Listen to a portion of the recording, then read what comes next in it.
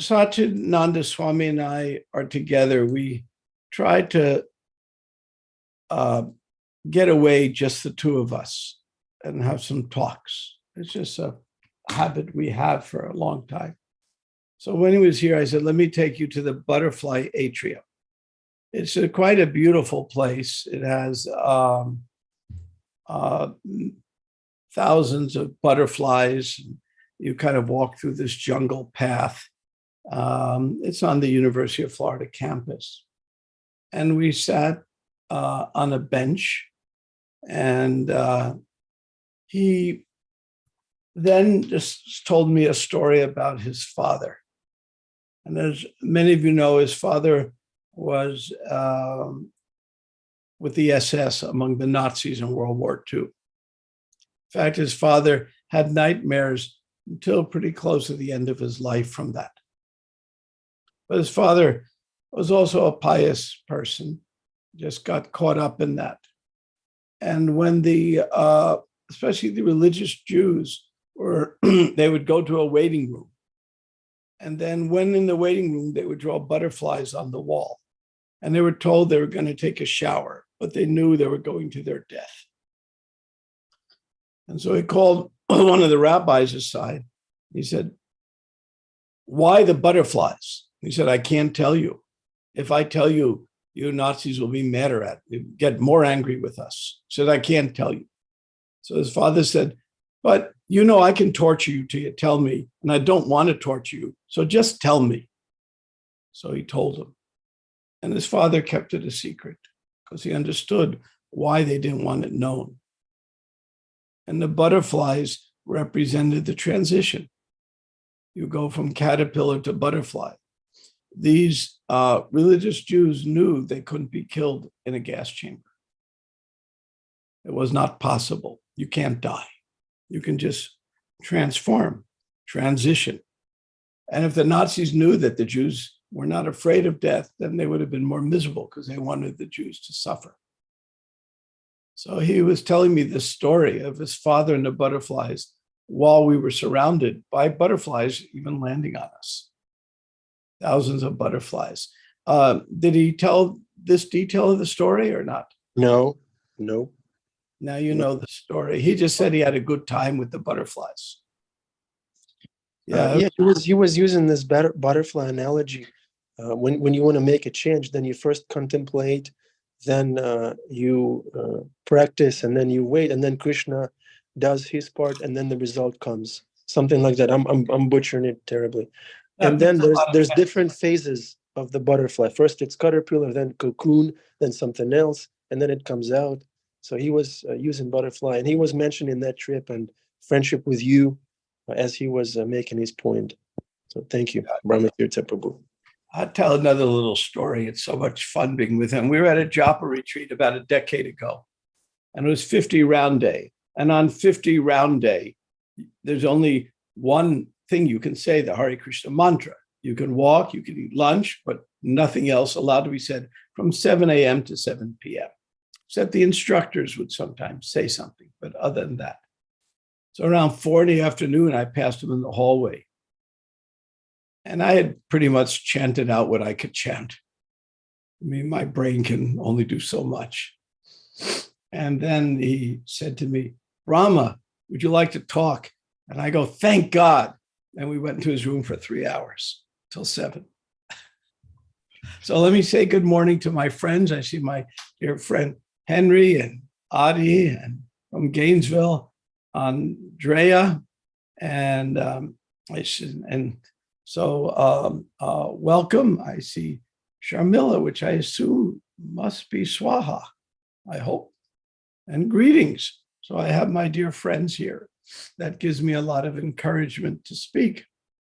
So today will be a little adventurous for you. I'm going to take you down a road of mystery and intrigue, and you're going to go to places that ought to blow your mind. And if it doesn't, then I'll try harder. So we'll begin. Okay. Om Namo Bhagavate Vasudevaya. Om Namo Bhagavate Vasudevaya. Om Namo Bhagavate Vasudevaya. So this is a chapter of Krishna actually lifting Govardhan Hill. Now, you can raise your electronic hands. Who's been to Govardhan Hill? You can electronic hands. Who's been there? Okay, we see who has, good. Who has not, now put down your hands. Who has not been to Govardhan Hill?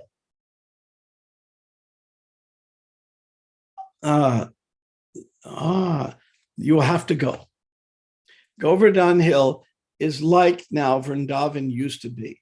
When I first went to Vrindavan, it was a large village with thousands of temples, no hustle bustle, and you could travel from one side to the other very quickly.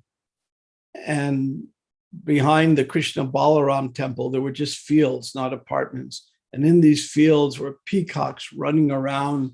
And you can just, even for myself, who's don't consider very advanced in these fields, you could feel Krishna and Balaram's presence. Now, when Prabhupada built the Krishna Balaram temple on the outside of Vrindavan, Chutananda said to him, well, we'll make Radha Damodar headquarters, and that will be an outpost. And because it was so far from Vrindavan, from the center of Vrindavan, just down this road in the middle of nowhere, Raman Reti area. And Prabhupada said, and so Chutananda said, we'll build a small temple. And Prabhupada said, I don't do anything small, which is Prabhupada. And of course, now that whole area is way past the temple, is very developed. So if you want to see what Vrindavan used to look like, now you have to go to Govardhan. It yet hasn't been developed to that extent. It's like old Vrindavan, kind of peaceful, sadhus walking around, not so much traffic.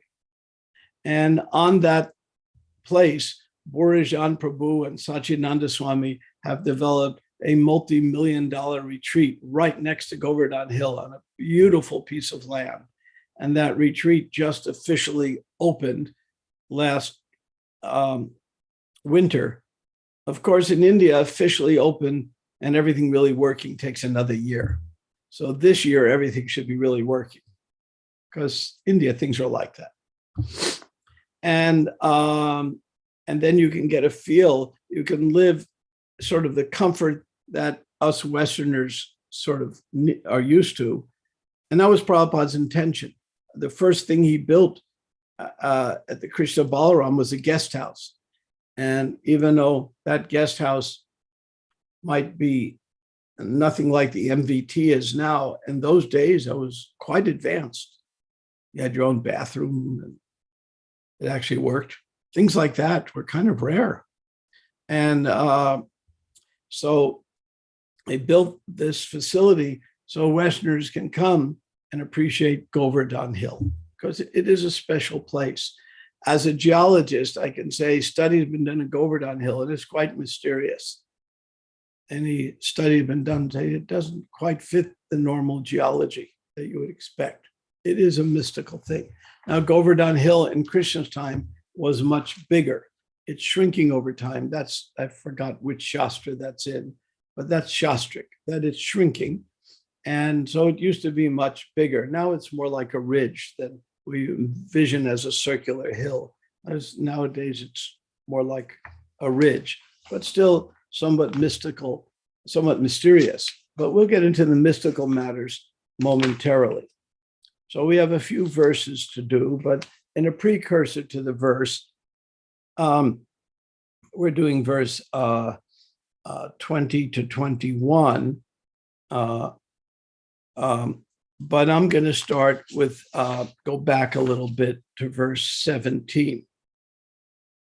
And in it, to set the scene, Lord Indra was upset that Krishna told the cowherd people, don't do the sacrifice to the demigods, Indra. You don't need to. You can just worship the Supreme Lord. And Indra got very mad. Who is this upstart little snotty kid? Is how Indra was viewing Krishna. Says this little puffed up kid is telling these people to just not do their duty. And I supply the rain. And these coward men have acted inimically towards me by taking shelter of this ordinary human being, Krishna, who thinks himself very wise, but was simply a foolish, arrogant, over-talkative child. Now, Sridhar Swami says these insults are actually praises, because just like a child, Balasham also means free from pretension, just like childs have no pretense. And he says he's arrogant because he won't bow down, but he doesn't need to because he's God. And it goes on how these insults can actually be seen as compliments. So Indra gets pretty mad, and he brings out a cloud. And this cloud is a special cloud. At the time of universal destruction, it rains and rains and rains. So this Samvartaka cloud is not an ordinary cloud. Some of you may have been in hurricanes, and those in New York got to experience the Hurricane Sandy when it came ashore, and huge torrential rain and hail and winds. This is nothing like that, many times more. So he says, okay, I'm going to break the false prestige of these people. And Krishna responds, since the demigods are endowed with a mode of goodness, the false pride of considering themselves a lord should certainly not affect them. So they're really not in goodness, Krishna says, so I'm going to break their pride. And how does he do it? Well, the coward people, even though Krishna was a child, they knew they could always approach him for shelter. And they had this mixed view of Krishna. Sometimes he was God, and sometimes he was just a mischievous little boy. And they kind of saw him both ways, just like sometimes you have an optical illusion, and sometimes you look at it, it's a jar, and sometimes it's an old lady. You've seen these optical illusions, I'm sure. So they could see Krishna in both ways. Sometimes Krishna's God, and sometimes it's just one of us. And that was Krishna's Yoga Maya power, it's called. So Krishna picked up Govardhan Hill, and then he addresses the coward community. Ata Bhagavan Gopan He Maba Tata Rajakosha Yato Pajosam Vishata Girigartam Sago Dana. The Lord addressed the coward community. O mother, O father, residents of Raj, if you wish, may you now come under the hill with your cows. And the next verse, you should have no fear, for this mountain will fall from my hand. And don't be afraid the wind and rain for your delivery, for these affiliations, these afflictions have already been arranged. So they all entered under the hill, and they found the ample room. Now this gets very mysterious. Vishwanath Chakravarti says, ordinarily a large cowherd community, which includes thousands of cows, calves, bulls, and not to mention all the people, could not fit under a medium-sized hill like Sri Govardhan. However, because the hill was in ecstasy, this is Vishwanath Chakravarti speaking, because the hill was in ecstasy, being touched by the hand, personality God had acquired inconceivable power, and even felt the hundreds of deadly thunderbolts being thrown by the Samvartaka cloud to be offerings of soft, fragrant flowers. So how is this possible? Here we have a hill that isn't big enough to hold everyone, and everyone's under it. This is a little mysterious. Now, but it's not so weird, because when we start studying Einstein relativity, we find the world that we live in actually is that weird. It really is. And so to read in the Bhagavatam that this weird thing happens, say this is just stupid mythology or whatever, we actually find the world really has this kind of weirdness built into it. I'll give you an example, then I'll show you a video clip. The example is this. It's the twin paradox. Let's say we have Adi and his twin. They're identical twins. And they each are wearing a very precise atomic watch, which you can buy them. They exist. Very, very precise watch. And we send Adi into outer space. Now, I'm not saying we want to do that, though some may, I don't know. But let's say we send Adi into outer space and he goes on the International Space Station and orbits the Earth at about 17,000 miles an hour. And he does that for 6 months. We know people do this. They're doing it right now while we're sitting here. And then he comes back to Earth.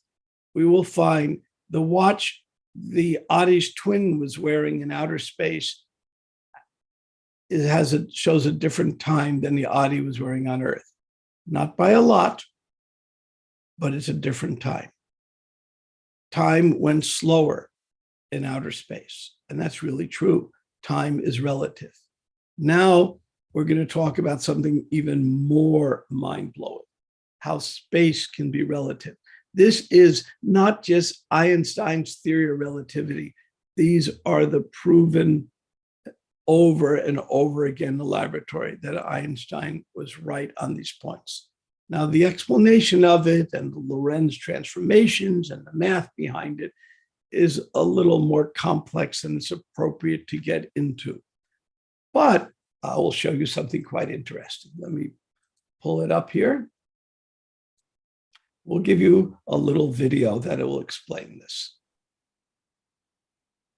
I'm picturing Adi's Prasadam distribution in the outer space. No gravity, keeps you flying around. Yeah, and Adi would be floating around. Okay, let me share my screen. And we will go on here. And we'll give you a little video to describe this. And this will give you some idea how Govardhan Hill and space and time are relative.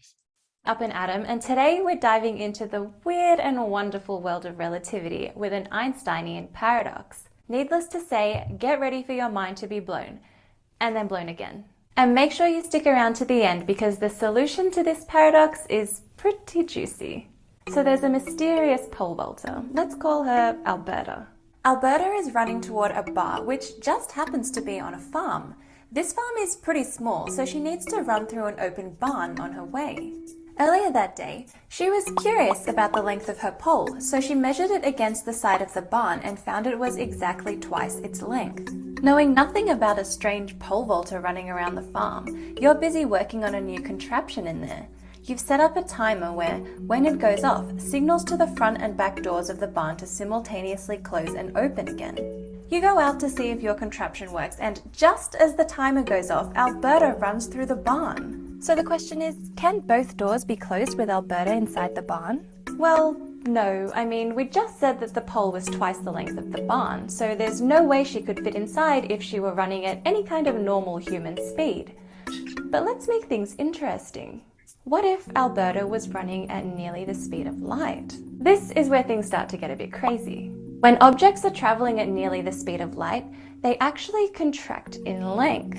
This is known as length contraction. So you might be thinking, yeah, cool, I mean, that makes sense. If an object is moving by really fast, my eyes don't have time to keep up with it, so it looks shorter than what it is. But it doesn't just look shorter, it actually is shorter. If you fire a meter-long missile at close to the speed of light and take a snapshot of it in mid-flight, it will actually measure to be less than 1 meter. By how much depends on how fast it's going. So if Alberta is running toward the barn at near light speed, from your reference frame, she contracts in length in the direction of travel. In other words, to you, she looks all squished up. So it's perfectly plausible that both doors can be closed with her inside, even if it's just for a split second. While this is all very bizarre, it still isn't a paradox until we consider things from Alberta's perspective. And why would her perspective be different from yours, I hear you ask? Well, because all motion is relative. Imagine you're at the train station watching a train go by. From your reference frame, you are standing stationary on the platform and it's the train that's whizzing past. Now imagine you're on that train. Now you are standing stationary on the train and it's the platform that's whizzing past. So you might be thinking, well, really it's the train that's moving, even if it doesn't seem that way. But think about this. Imagine you're floating up in space watching the train drive across the Earth. It's a very high-speed train, traveling at 1,000 miles an hour east to west. The Earth spins on its axis 1,000 miles an hour in the exact opposite direction. So to you up in space, it looks like the train is stationary and the Earth is moving. All motion is relative. Now let's get back to the barn. So far you're an observer watching a squished up Alberta run through the barn. The timer goes off, closing both doors with Alberta inside. They open again and she continues on at near light speed. The real paradox begins when we take a look from Alberta's reference frame, because to her, she's stationary and it's the barn that's moving toward her at nearly the speed of light. So then if the barn is what's moving, it's also what's getting squished up in length contraction, so there's no way that at any point Alberta could fit in the barn with both doors closed. So from your reference frame, Alberta easily fits in the barn, but from hers, it's impossible. So what's actually happening? I mean, surely you're not both right? Well, actually, you are. This is the juicy part. The solution lies in what we mean by the doors closing at the same time.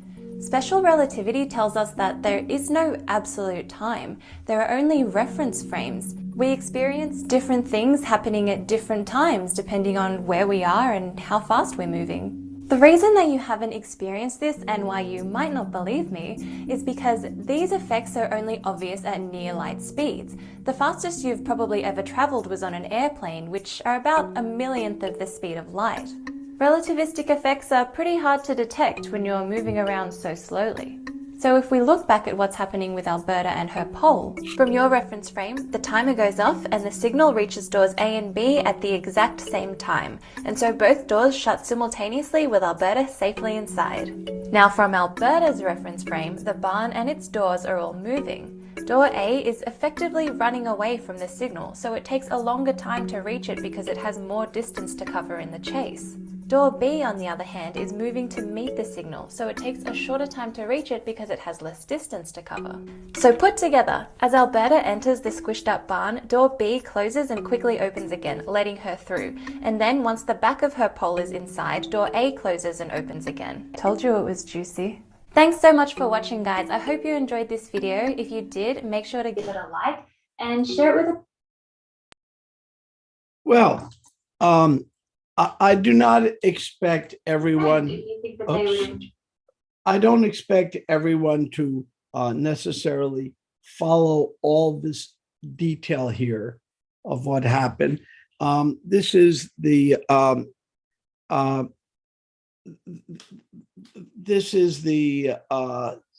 simplest video I could find for this. The other ones get a little more complex, a little math. Yogeshwar's brother, the famous Brian Greene, has a very good video explaining in detail this concept.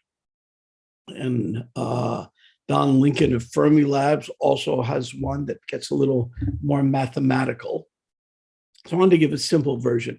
But the point is, I'm a pole vaulter with a 15-foot pole running through a 10-foot barn. And if I'm going at ordinary speeds, there's no way I can be in the barn with both doors closed at the same time. Yet, if I'm going at 86% the speed of light, I can actually be in the barn from one perspective with both doors closed at the same time, with a 15-foot pole and a 10-foot barn. As mind-blowing as this seems, it's true. Now, the math behind it and what's going on and the details of relativity, if you have more questions, I'm certainly glad to answer them. But the point I wanted to make is that is that when we're reading about Krishna's inconceivable power and how he can make a hill, for those who have seen Doctor Who, you might know his phone booth. It's bigger on the inside than the outside. To give a common example, Doctor Who, I basically watched that as a kid. I think it's still out there. But so he had this phone booth he traveled through time in, an English phone booth, and it was much bigger on the inside. Even our public library in Gainesville actually has a phone booth from Doctor Who in the lobby. You can see it there. You can step inside it, but it's the same side inside. So it's very disappointing. So anyway, the idea that these concepts that we find so weird, actually, we find modern physics says, yeah, they exist, which takes us to some of the fifth canto concepts. When we get to the fifth canto of the Bhagavatam, it's the blooping canto. When it first came out, that's when devotees started lining up saying, I don't know if I can accept all of this. And when it came out in the 70s, it was very strange. And Sariputta looked at it and said, devotees, we can't let them lose their faith. And at the BBC's request, he wrote Vedic cosmology and then went deeper, taking just a few verses, really analyzed it in depth with Mysteries of Sacred Universe, and showed that the fifth canto can actually predict within 1 or 2% how far Mars is from Venus, something that wasn't known until the 1860s by any astronomers on Earth. So there's a lot of amazing cosmology in the fifth canto, kind of like this story, but it requires a lot of digging and depth to understand it. So the fifth canto, for those who get bewildered by it, is simply the speed bump on the road to the 10th canto, because we're zipping along, we're getting into the first canto, and we're getting past creation, and we're getting past karma, and we're getting some interesting stories going on, and we have the story of Puranjana. We're building up to eventually the 10th canto, where we meet Krishna. And then, wait, slow down, think about where you're going. And then the fifth canto hits us like a brick, and it's a mysterious place, and it pauses us, forces us to go deeper. And as Shabbadev says in the fifth canto, the purpose is simply to take us closer to Krishna. And if we forget that, then we get very bewildered. But at the Bhaktivedanta Institute, we actually try to untangle it bit by bit, piece by piece. And I want to let you know it works. So I am going to pause here to see if there are any questions on this topic of the mystery of Govardhan Hill. And the point, to summarize, I want to make is Govardhan Hill, when we think about it, there was no way everyone could fit under that hill. Even though the hill's bigger than it was now, it still, according to Vishwanath Chakravarti, wasn't big enough. But it was big enough. So Krishna is the master of time.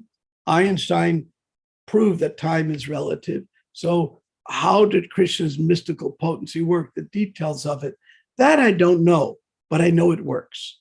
And modern physics confirms what we find in the Bhagavatam. And we find that more and more and more. And for the next 1,000 years, the BI will be working on this issue. So let me pause here and see if there are any questions, comments, criticisms, or funny things happen on the way to the temple.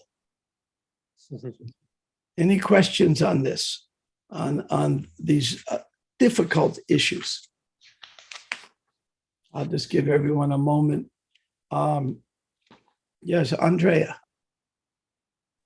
Hare Krishna, Brahma Tirtha Prabhu. Thank you so much for giving class and always doing such a beautiful job of mixing anecdotes as well as science and bhakti. And I wrote in the chat that watching that video with the explanation of how like current science is explaining that these wonderful things are possible, and just like the whole science behind it, like I was grasping like 75% of it, Paul understood like 100% of it, but either way, like all I could think of was like how wonderful is Krishna that like this is possible. Like he, not only in our limited understanding, we can see these wonderful things are possible. So then, like, yes, of course, it's possible for him to raise up a hill, because like you said, he's the master of time. He is time. He is in control of everything. So why wouldn't it be possible? So I just love how you can use science to bring the wonder, because I think I mentioned in another class how Rukmini Walker, who's a teacher of mine, a spiritual teacher of mine, she always says, like, it's so important in our bhakti to have that wonder, like the wonder that children have, so that we can always like look at what Krishna is doing and be like, wow, how wonderful. So I think like every time that you give class, I always feel that wonder when you bring in the science aspect. So thank you so much. Oh, thank you. That Rukmini's point is very, very important. I mean, she's a very deep spiritualist, and silliness that she's not initiating, doesn't have disciples yet, but that's a different matter. She's very, and all of this is to make us closer to Krishna. And we need these speed bumps, because what do the speed bumps do? They make us go deeper. And by what is the tool that every spiritual tradition uses to make us go deeper? It's paradoxes. I'll give you an example of a paradox. What's the most famous paradox from Lord Chaitanya? He had one most famous paradox he introduced. Achinta Beda Abeda Tattva. Yes, simultaneously one and different. What a paradox. You know, as devotees, we hear this all the time. We think, so what? But wow, it's mind-blowing. I did an experiment recently at the Bhaktivedanta Institute, something that I wanted to understand myself. And I'll show it to you sometime. But it's called the double slit experiment. Who here has heard of the double slit experiment? Okay. This was done in 1802 by a scientist named Young. And he took light and he put it through sunlight through two slits, narrow slits. And you would expect it to project on the screen behind it two stripes, but it didn't. It gave alternating dark and light stripes, called an interference pattern, which is exactly the pattern you get if you throw two pebbles in a pond and they create waves. And sometimes the peaks of the waves interfere with each other and make a larger wave. And sometimes a peak and a trough interfere and leave a blank spot. So just like two pebbles in a pond. So he saw that, my gosh, light is behaving like a wave. This was incredible, because Newton and others thought light was a particle.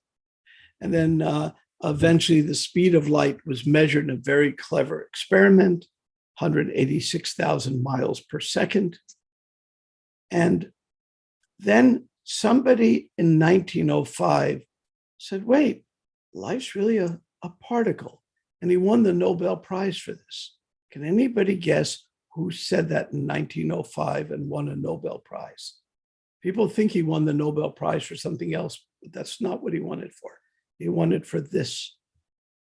Who in 1905 demonstrated that light's a particle? Give us a hint, Brahma Tirtha Prabhu. He did not own a comb. Einstein. Einstein. Look at his pictures. He obviously didn't own a comb. Yeah. He borrowed Henry's comb. So, or Adi's comb, or my comb for that matter. So Einstein, with the photoelectric effect, I won't go into that, but demonstrated light is a particle. So is light a wave or a particle? And the double slit experiment, which is the fundamentals of all modern quantum physics, is still a mystery, how it works. And there is an experiment going on from a group that the BI is affiliated with, of how somebody can sit and by their conscious will impact, does light act like a wave or particle? It's called the collapse of the wave function for those who have studied physics.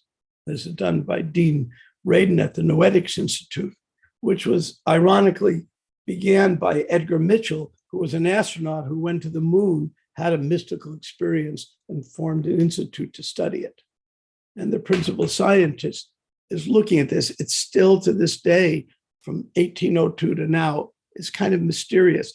But I went and spent $100 with laser beams and double slits and all, and invited Krishna House folks and wanted to see, because everyone that studies science knows a double slit, but none of us have actually seen it in the lab. And even my quantum physicist with the BI actually never did it. So we got our laser beam out and our double slits and set it up, and presto, we had the interference pattern, and we were able to get a partial collapse of the wave function, it's called, and just to see it myself. But why? Because this is, to me, it's an example of Achinta Beta Beta Tattva. And by thinking in terms of Achinta Beta Beta Tattva, it's easier to grasp ourselves around the double slit experiment. We'll look at epistemology, the science of knowledge.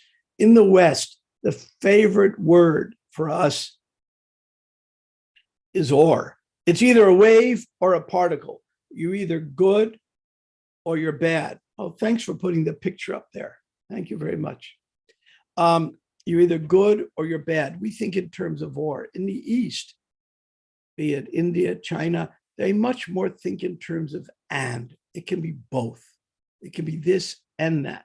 And it's a different way of thinking. And when I first went to India, I found that very challenging. And in fact, I had a mystical experience with exactly that point. Would you like to hear about a mystical experience? We'll share one with you. I was in college and I read the Gita just in English. I didn't know any word of Sanskrit. And as you can notice, I still can't pronounce a word of Sanskrit. So these things go on. So I must have, I think I have some dyslexia that way. And the proof is when Christmas time comes and everyone's chanting Noel, I end up chanting Leon. So we know there's a little dyslexia kind of stuck in there somewheres. So I didn't know a word of Sanskrit, never studied it. And when I read the Gita in college, there was one verse that bothered me because I was an or thinker. For example, I was very much against the Vietnam War, protesting. So these people are evil who are fighting it. You're either good or you're bad, black or white. I ended up in this political mode of passion, black and white thinking. And when I read the Gita, one verse struck me. Api chet sudarchano, even if one commits the most abominable activities, if he's on devotional path, he's to be considered saintly. And I said to my professor Kohler at my college, a famous professor of Eastern philosophy, I said to him, Professor, you have to explain this verse to me. You can't be good and evil, because I was thinking black and white. And he turns to me and he says, the answer is intuitively obvious, which means he had no idea what the answer is, no idea whatsoever. So he was lost. So that's the only verse I knew in English in the Gita, and not in Sanskrit. So then fast forward a few years, I'm in Mayapur, I'm in India, and I hear there's a food relief program for Bangladesh refugees. There's just been an India-Pakistan war, all these refugees. And I went up to Mayapur to help out with food relief. And it turns out there was 70 devotees. There was no buildings, just the little hut for Prabhupada. Now it's called the Bhajan Kutir, and some tents, men's tent, women's tent. That was it. You couldn't even buy anything in Mayapur. There were no shops, no anything. It was just rice paddies. And there was 70 devotees, and there was one English-speaking guest. And I've told this before, me. So, and everyone was quite zealous to speak to the one guest, and the average age there was probably 22, which the average maturity about 19. So we had to deal with this. And so Prabhupada kept me in his hut all day with him to protect me. And the very first verse Prabhupada quotes to me, he says in Sanskrit, api chet sudarcharo. And then he turns to me and goes, so you know this? It's the only verse I knew in the whole Gita, and not in Sanskrit. And that I knew it was that one verse that 2 years before had mystified me.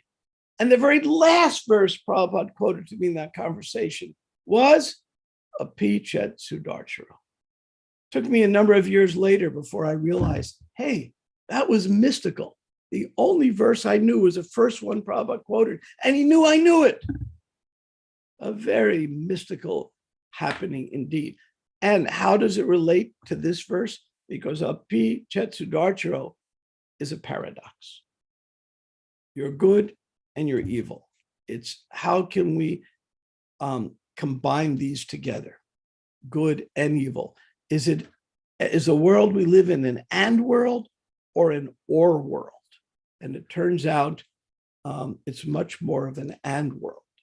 And I experienced this so much more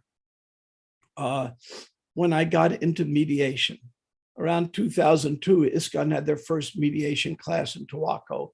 And my temple president then said, you ought to go there. You have that nature. I was too busy to go, but I went anyway. And from the first second of the class, I sat on the edge of my chair. Why? Because I knew my black and white thinking was hurting my spiritual life. Because I would see friends, enemies, karmis, devotees. I was brought up Jewish, chosen people, which I hated that concept. If I was chosen, the world was in big trouble, much bigger than we imagined. So this whole thing, and there was one verse in the Gita that was difficult, and that was the self-realized soul sees the dog eater, the Brahmin all equally. That's called in Sanskrit. Somebody tell me what that's called in Sanskrit. Samadarshana. Samadarshana. And Samadarshana was what I knew I was missing. So when I got into mediation, it forces me to understand much more. And people are in a dispute, but each side has their angle, and how to be neutral and non-judgmental and try to understand deeper and connect with people. And this was the ability Prabhupada had. Prabhupada, I would watch him almost mystically connect with people in ways that were very difficult to imagine even myself doing. But after years of practice, we eventually learned how to do it better. And Prabhupada understood where people were at. One time, Rabindra bought one professor, name slips my mind now, to see Prabhupada. And Prabhupada turns to the professor and so says, so what do you do? Religion professor. I teach. So what do you teach? He says, well, I really don't know the subject at all. I don't really understand anything. And he was trying to be falsely humble. So Prabhupada turned to him and said, so therefore you are a cheater. You are nothing but a big cheater. And Rabindra was so embarrassed. I brought this professor, see Prabhupada. He's a big professor at my college. And now Prabhupada's calling him a cheater. My God. And later on, the professor said to Rabindra, you know, he was right. Because Prabhupada could understand, when a little slap is needed and when the kind is needed, because he could see both, he could see the totality of the situation, not the narrow view. So what's going on here in this chapter on Govardhan Hill, it's pushing our limits. 1 million people under a hill, impossible. Well, it's impossible to get a 15-foot pole in a 10-foot barn, but these things happen. So this kind of gives us a greater understanding of Krishna, the supreme mystic, and modern science backs it up. With that, we'll pause here. And are there any questions or comments? Temple room, anything in the temple room? Any questions? Yeah. Oh, Henry just sent me a nice picture of Abindra. That is so cool. Oh, and Sachinanda Swami in the background. What a sweet picture. Okay, any questions on this? Or yes, Bhima Prabhu, you tend to have very appropriate questions, so I'd like to hear it. A wonderful class. It does take some time to understand. Krishna refers to certain quantum ideas as higher energy, lower energy, material nature, spiritual nature. Prabhupada with perverted reflection. Could you expound in the amount of time we have left, which is none, on the idea of the simulation theory, the fact that actually we're in a simulated reality. We're not in reality. We obviously understand that because it comes and goes in the blink of time. But that we are in energy, that everything is energy, everything is frequency, everything is sound, Sabda Brahman. Do you have something on a bumper sticker that you could say to help us always remember that idea that we, yeah. It's a topic that BI actually takes very seriously. And in Sadhaputa's book, Maya, he discusses this in quite some detail. The idea of, are we in a simulated reality? What you're trying to ask me is, in matrix terms, do we take the blue or the red pill? And I'm not telling you which one I took. So that's a little personal.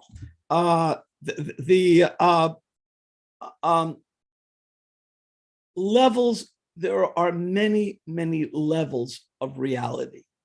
We have our ordinary reality of just, we're sitting here, we're talking to each other, but there are deeper and deeper levels of reality. I'll give you a few examples to make this more concrete. If we get to quantum physics, we can see that the 10-foot barn holds a 15-foot pole. There are different levels of reality. Time compression. We find, as I mentioned, the twin paradox of the two Adis with their watches out of sync. These are perfect atomic watches that don't lose time. So there's a certain relativity there among time. There's a relativity among distance. This is all Einsteinian theories. So the universe is our ordinary universe we're not used to, but we get into very fast, very large, very small. We find it gets more and more mysterious. Some even think that everything is just a simulation, like a big video game. We all have our 3D, we're just wearing our 3D video goggles. To some degree, there's some truth because the world is much deeper than we see. I'll give a simple example to make this a little more concrete. So I'm looking at pictures, and some people have their screens on, and I can see there's somebody younger, somebody older. There's different people here, but the deeper vision is, if I develop my spiritual life, I start seeing everything as spiritual energy. And this is best described in the 11th canto of the Bhagavatam in the Uddhava Gita. There's a section there about the Avaduta traveling around and learning from everything, from the monkey, from the prostitute, whoever he sees, he learns a lesson because he's seeing the deeper reality. And that in the 80s, Hriday Namraj had translated that 11th canto, and we extracted it into a book, which we're talking about reprinting now, called Enlightenment by the Natural Path. What a wonderful name, how whatever we see, we can get a deeper reality. So Bhima, if you're asking, is there a deeper reality that we need to deal with? Yes, that's what realization is about. And as it gets deeper, it gets more and more wonderful. And then the mundane little ups and downs that our life experiences become less significant. Let me see. Stephanie has put in the chat, zoomed out perspectives help us see all the moving pieces and parts, helping to see the simultaneous interconnectedness and separateness of interaction and circumstances, impacting the whole and the individual all the same. Always amazes me when Krishna reveals these mysteries within life. That is the point. That is a summary of what we're trying to see. The mystery of Krishna is real, it's tangible. We can by meditation, prayer, and for those of us the BI science, try to understand it deeper. I give one final little anecdote. Many scientists, up to 100 now, are getting involved in the Bhaktivedanta Institute. And many of them are very pious, especially those of the Indian background. And they have a job during the day. They work in a lab or engineering. And during the day, they are born again atheists. And at night, they come home and offer arti. And they tell me the story over and over again. I mean, I've heard the story dozens of times. And part of the purpose Prabhupada establishing BI is take down that firewall. During the day, you don't need to be an atheist and offer arti at night. It's very compatible. But for those who have a good brain like these scientists, we need to give them evidences. That's what we do at the BI. So with that, we'll stop here. It's always wonderful being at the Bhakti Center. It's just such a special place. I thank you very much. I wish you all a blessed day in the most profound way. And you all have a good Achinta Beta Beta Tattva day. Hare Krishna. Thank you. Thank you, Brahma Tirtha Prabhu. Very nice class, very mystical, very scientific, mystical and scientific at the same time. Thank you very much. We had spiritual fun. And even though Bhima Prabhu only understood 3% of that example that you were given with the yeah, it still brought him closer to Krishna, Bhima Prabhu. Krishna miracles are real. You can try. My dog was interpreting for me. He was throwing the ball up and down, showing me the double slit experiment, how the ball lands one way, one moment, and he sees it a different way. So it's all about the perception. It's all about the perception. Right. Thank you. Thank you. Hare Krishna, everybody. Love you all. Hadi Hadi Bol. Hare Krishna. Einstein.